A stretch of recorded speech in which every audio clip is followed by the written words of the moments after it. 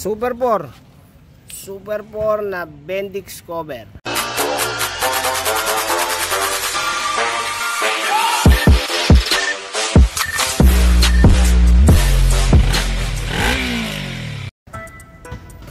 Ito, naglilik kasi. Ito, makita ko yung ginawa nilang gasket. Okay naman yung gasket na yun. Fiberflex nga. Ang problema kaya siya nag-leak kasi hindi nalinisan yung luma. Hindi tinanggal yung lumang gasket, nandiyan pa yun. Bumukol-bukol kaya nag-leak. Tapos may issue pa to eh. Ewan ko kung bakit ganyan eh. Ginrind eh. Hindi nilinisan eh. Nilagyan lang basta ng gasket. Kaya gumawa na ako ng gasket, tsaka nag-prepare na ako ng all time favorite. Yan. Pinupunasan ko lang para matanggal yung mga excess. Kasi yan, okay na yun. Patuyin lang natin konti para mag-cure yung sealant. So, pwede na paanda rin. Ito nga pala yung update sa Kawasaking nagda-drop voltage. Nagpalit kami ng LED na ilaw dito tsaka sa harap. Ayun, goodies na, putik. Kita ba? Ayun, ayun, nasolusyonan, putik. Goodies. Tapos ito naman. Yeah, issues. Galing ng Giginto, Bulacan. Hindi ko pa alam kung anong main issue pero medyo marami. Walang battery. Ay, may battery. Pero walang kahit ano. Tapos starter relay yata problema. Babypassin ko na lang to para sumindi.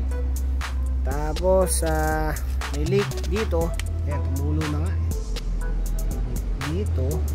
Ano ba motor to? Hindi ko alam kung ZZR nga to. Kasi yung ZZR ko parang hindi ganito yung chassis. Tapos yung tangke nakalampas eh. Kaya na kayo, hindi ko kabisado yung mga ganyan manibela pinalitan na. So, may tama yung fork seal yata yan. Meron siyang fork seal dito kamalit, hindi daw alam kung shoot yan. Gagawin ko, babypassin ko lang para paandar. May leak yung carb, hindi ko pa alam kung saan. Kaya unahin ko muna tanggalin yung tangke tapos carb.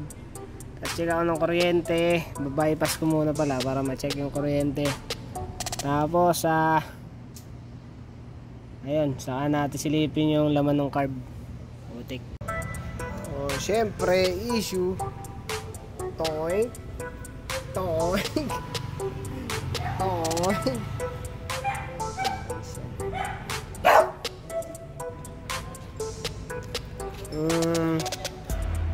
mahirap talaga eh.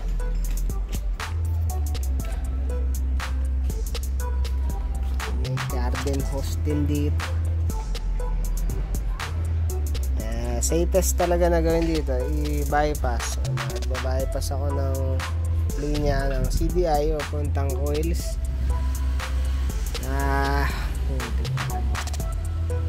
Itong spark plug cap, ang duda ako. Hirapan ako na ito.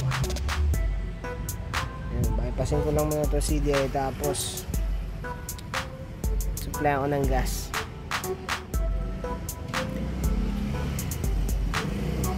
Itong carb mukhang kailangan talaga sikasuhin. Madumi.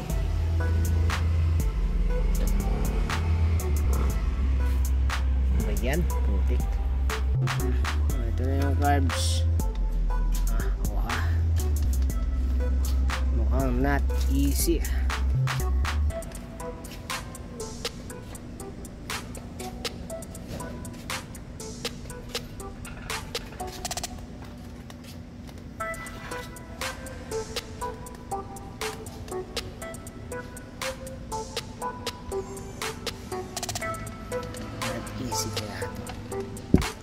alam kung not easy nga eh.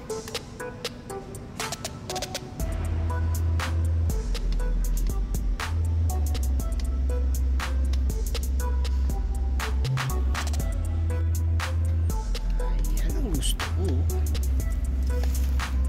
Umpisa pa lang issues na. Pagbaklas pa lang ng mga tornilyo, issues. Ito, basag. Basag. Naiwan sa labas.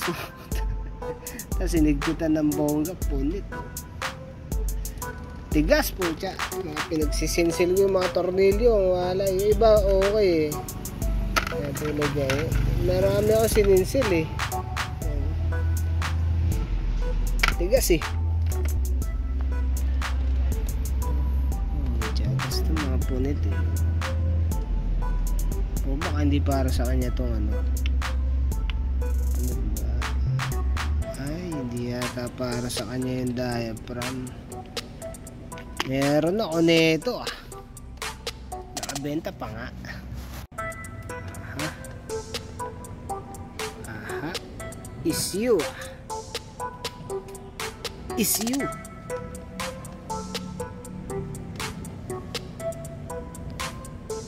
Issue.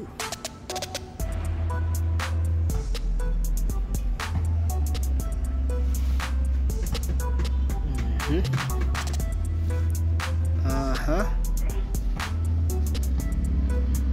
Oho.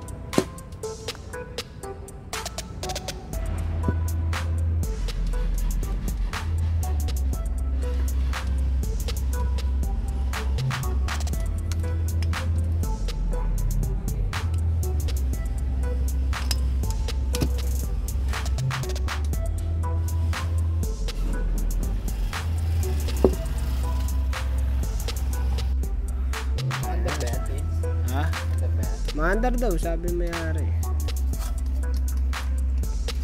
Puro silad. Ang hirap linisin, putik. Thank you sa gumawa nito. Bukas na uli kasi masyado nakakapagod hanip.